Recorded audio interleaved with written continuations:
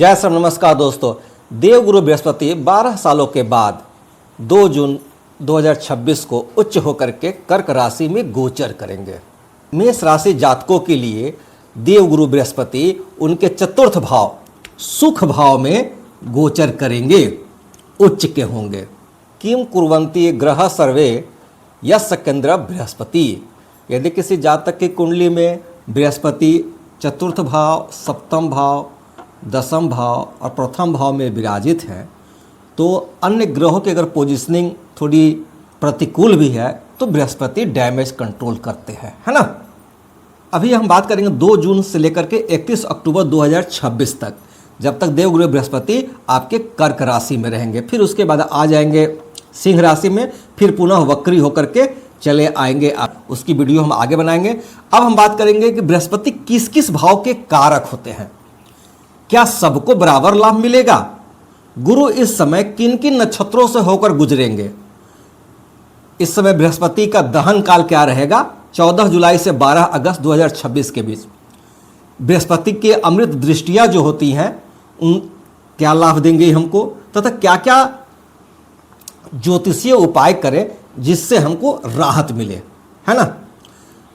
बात करते हैं बृहस्पति जो है आपके धन भाव, शिक्षा, संतान, भाग्य, सौभाग्य, बड़े भाई बहन, अच्छे नैतिक मूल्यों के कारक माने गए हैं, विवाह के कारक माने गए हैं। ऐसे में जब बृहस्पति उच्च होंगे तो क्या इसका लाभ जो है सभी को बराबर मिलेगा। जिन जातकों की कुंडली में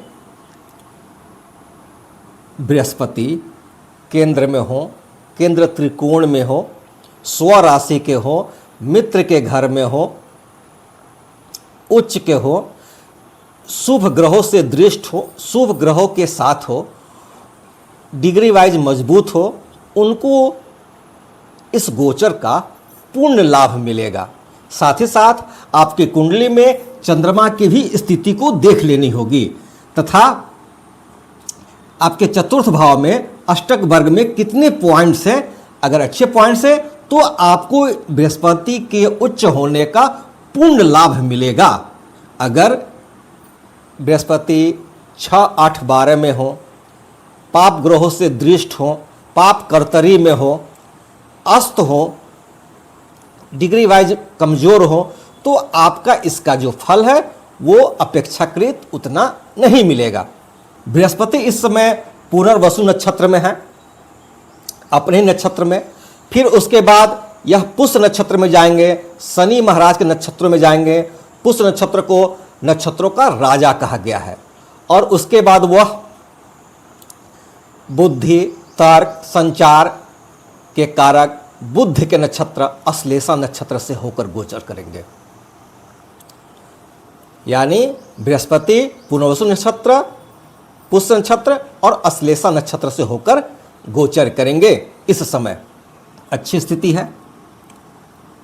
थोड़ा बृहस्पति के दहन काल को भी देख लें।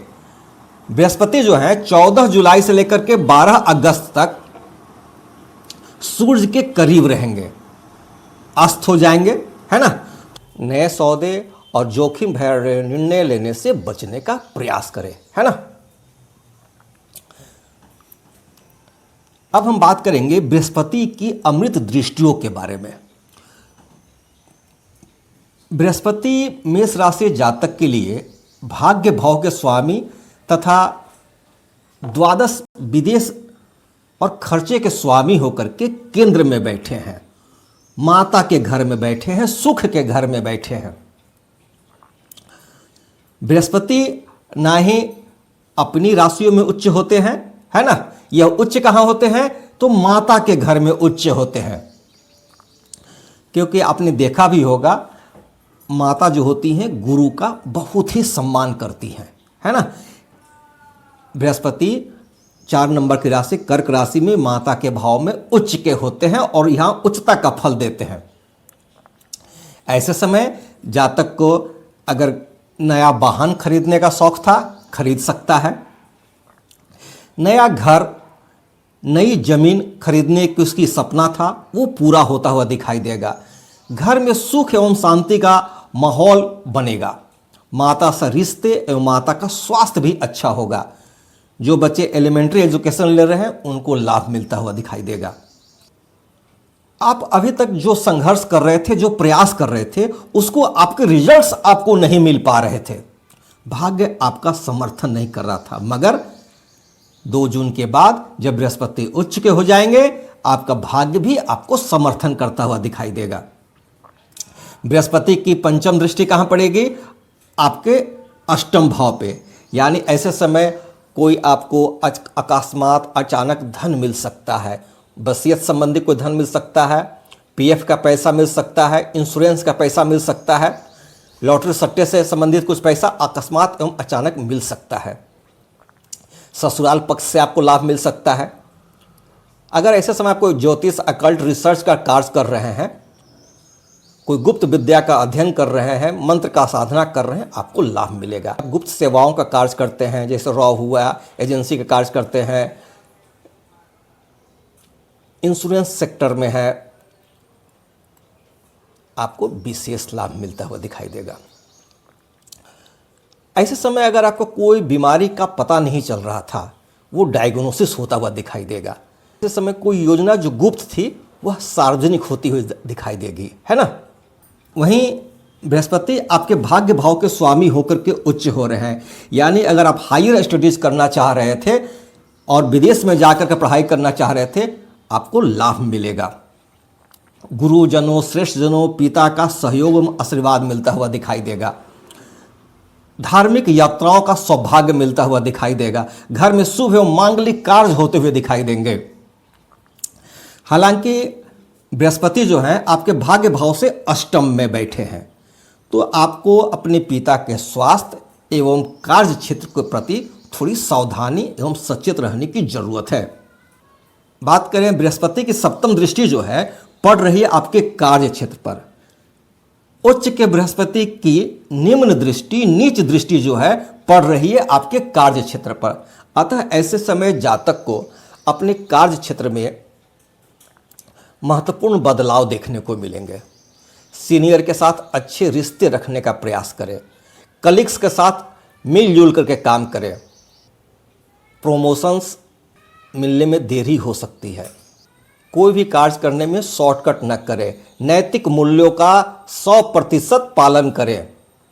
आपके ऊपर आक्षेप भी लग सकता है ना, कार्य क्षेत्र में। और आपके कार्य क्षेत्र के जो स्वामी हैं शनि महाराज, वो भी देखिए द्वादश में बैठे हैं, है ना। तो थोड़ा आपको जातक को अपने कार्य क्षेत्र के प्रति सचेत रहने की जरूरत है ही। और बात करें बृहस्पति की जो नवम दृष्टि जो पड़ रही है, अपने ही घर पे पड़ रही है, वहाँ शनि महाराज विराजित हैं। अभी आपकी शनि की 7.5 का प्रथम चरण भी चालू है। बृहस्पति की जब नवम दृष्टि पड़ेगी शनि महाराज पर, तो शनि के 7.5 से जो दुष्प्रभाव आप पर पड़ रहे हैं उसमें आपको राहत मिलती हुई दिखाई देगी। बृहस्पति की दृष्टि शनि पर अच्छा फल देती है, वहीं शनि की दृष्टि बृहस्पति पर उतना लाभप्रद फल नहीं देती, है ना।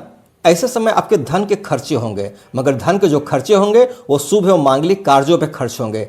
घर बनाने में खर्च हो सकते हैं, जमीन खरीदने में खर्च हो सकते हैं, बच्चों की पढ़ाई या हायर एजुकेशन पे खर्च हो सकते हैं, है ना। अगर आपका विदेश जाने का कोई प्रोग्राम था या विदेश में सेटल होना चाहते थे या आप एमएनसी कंपनियों में काम कर रहे थे, आपको विशेष लाभ मिलेगा। आपने पीआर के लिए आवेदन किया हुआ था, मिलता हुआ दिखाई देगा, है ना। यह मोक्ष भाव है और इसके स्वामी की दृष्टि कहाँ पे है? मोक्ष भाव पे ही है ना। तो ऐसे समय अगर आप मेडिटेशन करते हैं, योगासन करते हैं, धार्मिक कार्यों से जुड़ के कार्य करते हैं, आपको विशेष लाभ मिलेगा। शनि ने आपको अकेला कर रखा है ना। बृहस्पति की अमृत तुल्य दृष्टि आपको विशेष लाभ देती हुई दिखाई देगी। जातक को चाहिए ऐसे समय अपने गुरुजनों, श्रेष्ठ जनों, पिता का सम्मान करें, उनके साथ समय व्यतीत करें। किसी बच्चे को जो पढ़ाई करना चाहता है उसके लिए स्टेशनरी खरीद दें, बैग खरीद दें, उसके स्कूल की फीस ही भर दे, आपको लाभ मिलेगा। बृहस्पति के मंत्र ओम ग्राम ग्रीम ग्रौम स गुरुवे नमः का पाठ करें। विष्णु सहस्त्रनाम का पाठ करें।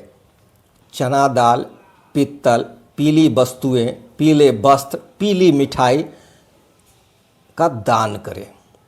मैं ज्योतिष से संबंधित वीडियो बनाता हूं। अगर आपको मेरा वीडियो अच्छा लगे लाइक करें, शेयर करें, सब्सक्राइब करें। सब धन्यवाद।